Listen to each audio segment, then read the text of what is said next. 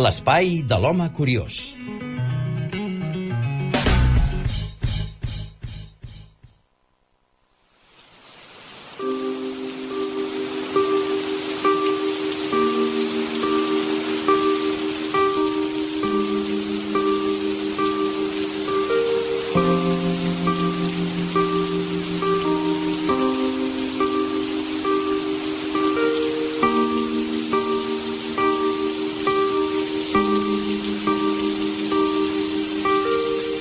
Doncs les 10:23 i això que dèiem, l'Ireneu a punt ja, puntual com sempre, amb les seves històries curioses. Faltaria més, ja ho sabeu, els més fidels al programa i a la secció de l'home curiós. Ja sabeu que l'Ireneu és l'autor del blog Memento Mori, un espai virtual on trobareu tots els seus articles i curiositats que ja han superat els 3 milions de visites de xafarderes i xafarders, a banda doncs, de trobar molts articles i moltes referències també del seu llibre Les 1001 històries, curiositats del Baix Llobregat i de l'Hospitalet. Molt bon dia, Ireneu, i ben retrobat a la dimensió fantàstica de les curiositats. Molt bon dia, Amadeu. Què tal, com anem? Ja ho veus, aquí pendents, sobretot, d'això, no? De com anirà avui aquesta història, perquè a mi jo quan veig el títol, com resa el títol de la curiositat d'avui, ja em friso, perquè a més he de dir que és una temàtica que ens recorda una mica aquestes festes de la Mercè que tot just ahir finalitzaven, com cada any, i precisament a peus de les fantàstiques fonts de Montjuïc, que avui parlarem també de fonts. Però avui la cosa és diferent perquè va de fonts màgiques, però de fonts oblidades. Perquè, com et deia, tu ja ho saps, ho explico per les nostres i els nostres oients, la curiositat resa d'aquesta manera. Buigas i l'oblidada font màgica de l'Hospitalet. Sí, senyor. Sí. Doncs, escolta, em friso, ja t'ho dic, per saber què és el que va succeir aquí. Bueno, a veure, sempre diem que una de les coses més conegudes i populars atraccions pels visitants de Barcelona doncs és justament, com has comentat, doncs el fascinant espectacle de llums i colors de les fonts de Montjuïc. Sí, senyor. Construïdes per l'arquitecte i enginyer Carles Buigas com a gran atracció per a la Fira Universal de 1929, l'hipnòtic show de luminotècnia, aigua i música que aquella magnífica font executa amb rajos que s'eleven fins als 40 metres, o sigui, ja podem dir, o sigui, sí, tant. Ben alt, doncs ha estat des de llavors un dels més potents atractius de la capital catalana.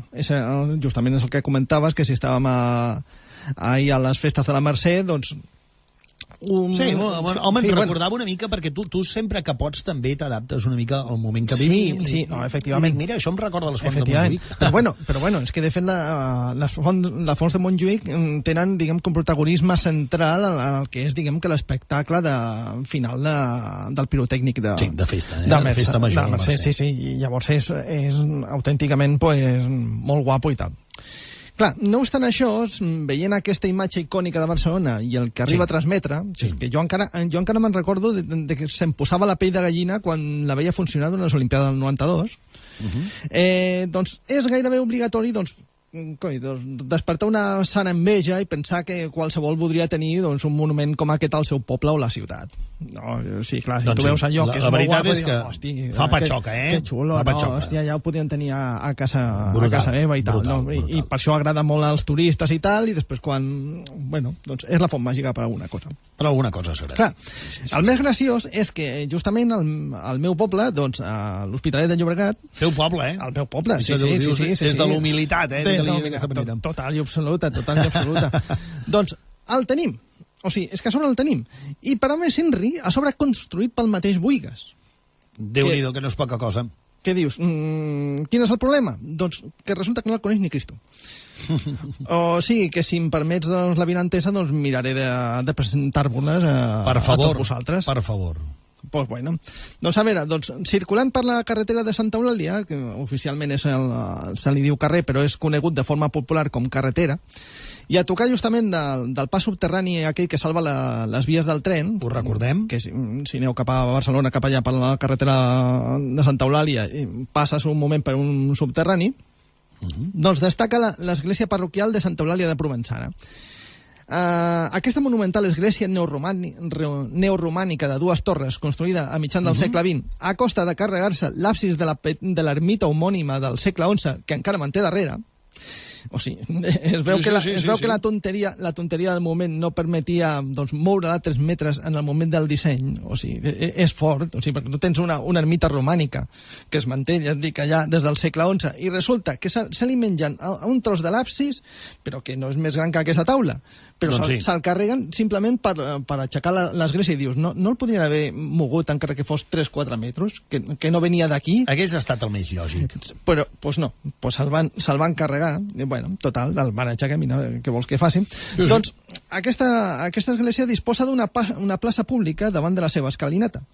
Doncs bé, en aquest espai on lluir-se a les fotos de les bodes i comunions, clar, sempre i quan que no plogui, clar, si plou ja és una altra història, doncs hi ha una font, la qual, per veure-la encesa, també has d'haver demanat com a mínim una instància anteriorment. Doncs una font... Com a mínim, imagina't. Una font que, si bé avui no crida l'atenció per a res, doncs va ser construïda a imatge i semblança de la seva germana gran de Montjuïc, justament pel mateix Carles Boïgues, al 1969. Clar, porten 40 anys de diferència l'una a l'altra, però van ser fetes pel mateix enginyer. La font, que està formada per un estany principal de 15 metres de diàmetre, disposen al seu centre d'un got de 5 metres de diàmetre i elevat una mica més d'un metre. O sigui, fa així com un got que fa així com si fos una mena de flor. Una forma així com, no ho sé, ovalada al revés, com si fos una làmpara al revés, no sé. Sí, és una forma de dir-ho. Doncs, justament en aquest vas és on s'ubiquen els dois principals, els rajos aquests. Conjunt que, envoltat dins del got principal per 6 jocs de sortidors secundaris, permetia 63 combinacions de diferents formes de l'aigua que es complementaven amb les 24 combinacions de diferents llums de colors que feien d'aquesta font màgica de l'Hospitalet la segona font més important d'aquest estil a Catalunya després de la de Montjuïc. No era qualsevol cosa. No era qualsevol cosa, eh? No era qualsevol cosa, de tal forma que, mira, 63 combinacions d'una banda, 24 de l'altra, si multipliqueu, imagineu la quantitat d'això que tenim. Doncs sí. Però com va arribar a construir-se una font de semblant bellesa en un lloc tan propici,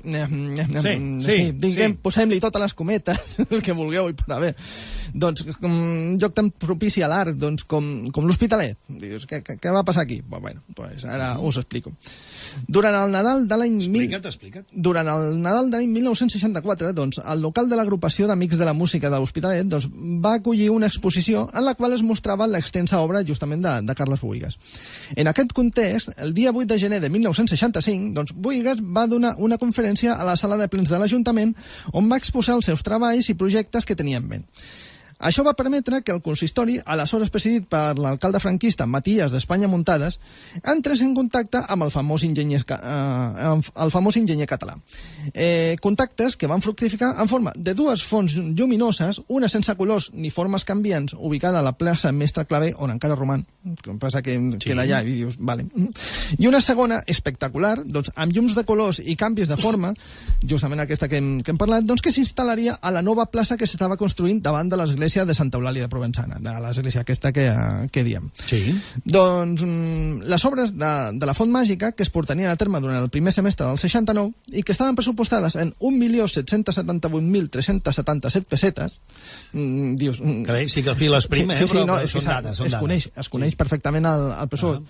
Que, ojo, que al final van superar els 2 milions. O sigui, dius, què passa aquí? I que en aquell temps eren molts calés. Sí, molts calés. O sigui, dius, però bueno, ja és això de que sempre el pressupost tendeix a créixer, no? Dius, això és com les panxes després de vacances, no? Creixen, no? Per què? No ho saps, però creixen. Mira, és de manera màgica, també. Sí, total. I els pressupostos per allà baix també. O sigui, no sé com ho fem, però bueno. Doncs total, que van culminar amb la inauguració i posada en marxa durant la primera setmana d'agost d'aquell mateix any. Una inauguració en la qual, si bé va funcionar tot el mecanisme hidràulic de meravella, o sigui, allò superxulo i tal... Sí, doncs... això és una feina d'enginyeria... Sí, no, clar, és que estem parlant de qui era, no? O sigui, era l'empresa que havia fet diguem que la font màgica de Montjuïc. Exactament. Doncs també van fer en castell de focs artificials i concert també a càrrec de la banda municipal inclosos, doncs al final va quedar una mica deslluït. Què dius ara? Sí, no per res, sinó perquè es va pretendre fer una sardana que abastés tot el perímetre de la font, però resulta que al barri no havien suficients dansaires de sardanes, perquè no es van trobar. Clar, són coses que passen des d'una ciutat d'acollida. Com vulguis. La qüestió és que no trobaven dansaires com Déu mana. No, clar, a veure, Hospitalet com és una ciutat d'acollida, com ara es diu, doncs no n'hi havia. Llavors, la colla de l'Esbar d'Ensaire que tenia allà a Santa Eulàlia doncs no tenia prou gent com per fer ballar la rodellana. Llavors van sortir allà una cosa improvisada, però bueno, van sortir com van poder, però bueno, coses tontes. Sí. Total, la font, que va passar a formar part del paisatge habitual del barri, amb tot el que això comporta, o sigui que després allò que dius, la quotidianitat doncs, te la fa cega, o sigui, no la veus, tot i que passis 400 vegades pel davant, com ja és el que veus tot el dia, després ja ni el reconeixes, doncs a poc doncs, van anar reduint les seves actuacions lumíniques i caient poc menys que en l'oblit. Què dius ara? Clar, sí, és allò que dius... Això és molt trist, home. Sí, és trist, sobretot, tu imagina't que la font màgica de Montjuïc doncs no sabes ningú que hi està, que hi és allà. Doncs seria fatal. Home, a veure, no passen desapercebudes, clar, però clar, ja t'entenc. Doncs tu imagina que la segona de Catalunya en aquest estil, doncs no sap ningú que hi és. Doncs sí. O sigui, dius, pena, fàstic, indignació, bueno, una mica de tot. Sí, jo tirava cap a la indignació, però vaja. Sí, hi ha per tots els públics, o sigui. Sí. El súmmum doncs, va arribar el 2010, quan per causa de la sequera, doncs, les piques de la font doncs, van ser omplertes de terra i van ser sembrades de lliris. Sí, o sigui, no és que només li tallis l'aigua, perquè dius, si no hi ha aigua perquè vol que ragi, sinó que agafen, li tiren tot de terra i li posen i sembren allà tot de lliris. O sigui, tot de cebes d'aquelles de lliris, tot ple, i dius, ole, que bonica. Sí, senyor, molt xula. Molt xula, però, bueno, és allò que dius. Total, que la font havia deixat d'existir com a tal, clar, en aquell moment, en el moment que ja li plantes allà un jardinet, doncs ja m'expliques. Per sort, el 2012, després d'una remodelació que va canviar els llums per bombetes LEDs de menys consum i la creació d'un pou que aprofitava l'aigua freàtica per alimentar la font, doncs es va tornar a posar en marxa, encara que modificada i desvirtuada. Sí, clar, ja no era el mateix que havia abans. Ni molt menys. Ara estem parlant de l'actualitat, doncs, per més que tregui aigua i faci llums, ojo, que en dates assenyalades, no, es veu que no volen que ens hi acostumem a veure-la funcionar. No sigui cas que t'acostumes i després demanes. De tant en tant, allò que dius, bueno, sí, perquè és el dia d'allò, doncs el posem avui. Mira, perquè toca. Doncs bona part dels mecanismes d'impulsió d'aigua, sobretot els 6 llocs de toberes del vas inferior, doncs han desaparegut. Sí. S'han reduïts a un raig cadascun i poc més. O sigui, de les 60 i pico combinacions que teníem, de 63 combinacions diferents de formes d'aigua, però resulta que ha quedat en 4. Quasi bé 70 combinacions, al final n'hi ha 4. En 6. O sigui, han quedat en 6 combinacions. En 6 i encara justet, encara... Clar, això ha convertit el magnífic espectacle de llum, aigua i color ideal pel genial Carles Buïgas per a l'Hospitalet, doncs una mera ombra del que va ser. Clar, es pot aduir que la despesa d'aigua i d'electricitat era elevat, però les tècniques d'estalvi actuals permeten fer sostenible una obra d'art d'aquestes característiques sense fer minvar la meravellosa bellesa que un dia doncs, va imaginar Buïgas per delectar els sentits de la soferta població de la segona ciutat de Catalunya. Doncs sí. Bueno, el que passa és que vist està que els responsables consistorials doncs, deuen considerar que no la mereixem, i per això és que no està ni tan sols catalogada com a patrimoni de la ciutat. Dius, encara és més trist. O sigui, és així. Sí, però és que pensem que devem haver estat dolents i llavors no ens ho mereixem. Clar, I tu penses com a ciutadà de la ciutat, valga'm la redundància, de l'Hospitalet, tu penses que hi ha alguna manera de reparar-ho, això? Creus que... Home, clar, se sap com estava feta i tal, això. El que passa que és que estem parlant d'una cosa molt això. Moltes vegades costa menys reparar-ho el que tens, que no voler-ho fer tot de nou. Però després de tot el que han fet, doncs, clar, si vols ara tenir el que tenies abans, t'hauràs de gastar una sèrie de calés que no calia haver gastat en el seu moment. T'entenc. O sigui, si has de canviar No, és que- 4 bombetes per LEDs, doncs el canvies. Vale que siguin 60 bombetes, però hauríem de veure en què tonteries es malgasta els calés també en altres coses que no són tan importants. De vegades les males gestions surten cares, eh? Sí, per això. Llavors dius, si tens una meravella d'aquestes, que és que no sigui això, o sigui, és que és la segona més important d'això a Catalunya. Sí, directament. I resulta que la converteixes doncs, en una font pública d'aquestes normals i que no té cap gràcia, doncs, home, tu has perdut. O sigui, per no voler arreglar això, resulta que has empobrit la ciutat. Totalment d'acord. Clar, Totalment d'acord. Bueno, i el que has malmès és un patrimoni que darrere hi havia doncs, un nom, un valor, una feina important. Clar, exactament, i que tenien la seva... O sigui, donava nom a la ciutat. Sí. O sigui, de ben segur. clar... O sigui... De ben segur. Bé, dius, mira... Bé, història trista la d'avui, amb el bon sentit, però és així. Història trista la d'avui de l'home curiós. La gent l'ha de saber, o sigui, i és una cosa que ara perquè estan totes les rondes i llavors no es passava, però que en el seu moment per anar a Barcelona havies de passar quasi obligatòriament, o passaves per la Gran Via o passaves per la carretera de Santa Eulàlia, carretera de Bordeta fins a la plaça Espanya. I llavors, segur que hi haurà molta gent, molts dels oïdors, doncs, que hauran passat 40 vegades per davant d'això i no s'hauran adonat. No s'han adonat, clar. No s'han adonat. És normal. Bueno, no s'han adonat. Doncs aquí falla alguna cosa, no? De ben segur. Però bueno, mira, d'això n'hi ha... Per desgràcia, a l'Hospitalet n'hi ha cabassos. Bé, crític ell, l'home curiós avui, evidentment, amb la gestió no ben feta d'això, del patrimoni de l'Hospitalet, en aquest cas. Anna, em voldria dir una cosa. En aquest cas és l'Hospitalet, però per desgràcia, a tot Baix Llobregat, el patrimoni està molt, molt tocat. I hauríem de picar amb molts crostons. Totalment d'acord. No, deia això, en aquest cas, això, de l'oblidada font màgica de Buïgas a l'Hospitalet. Exacte. Bé, la setmana vinent, més curiositats.